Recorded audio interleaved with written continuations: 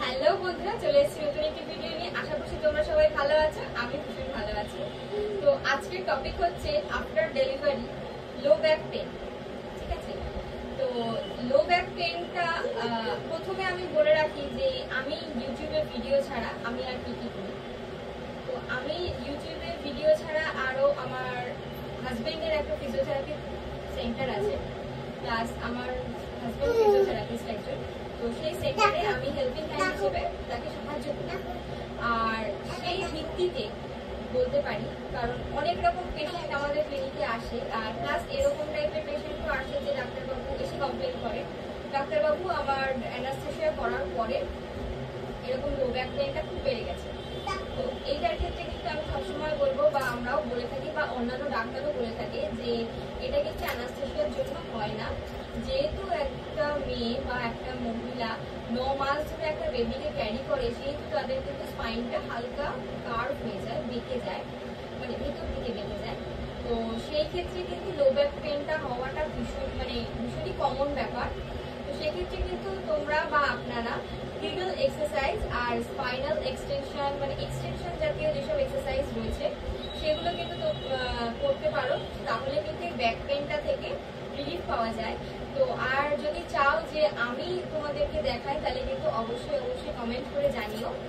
আর আমি না দেখলেও তোমরা এখন তো ইউটিউবে সমস্ত কিছু অ্যাভেলেবেল, তোমরা অবশ্যই কিগল এক্সারসাইজ গুলো সার্চ করে দেখে নিয়ে নিজেদের জন্য কিন্তু অ্যাপ্লাই করতে পারো। আর অবশ্যই সেগুলো স্টার্ট করার আগে যারা একদম মানে নিউলি মাদার রয়েছে, নতুন মা রয়েছে, বেবি হয়েছে হয়তো 2-3 মাস হয়েছে, তো সেক্ষেত্রে কিন্তু অবশ্যই ডাক্তারকে কনসাল্ট করে নেবে। যে ডাক্তারের কাছে তোমরা দেখাচ্ছ সেই ডাক্তারকে অবশ্যই কনসাল্ট করে যে কোনো রকমের এক্সারসাইজ তোমরা শুরু করবে।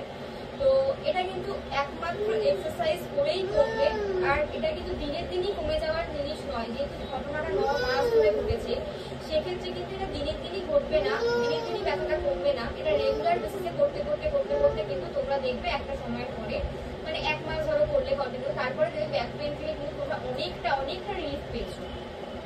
তো আমিও করি, আমারও হয়, প্র্যাকটিক্যালি আমারও লো ব্যাক পেন প্রচন্ড পরিমাণে হয়। কিন্তু যখন আমার লো ব্যাক পেনটা হয়, কারণ এখনো আমাদের বসে থাকতে হয়, ফিট করাতে হয়, নানান রকম কাজ করতে হয়, তো সেক্ষেত্রে আমারও এখনো লো ব্যাক পেন হয়।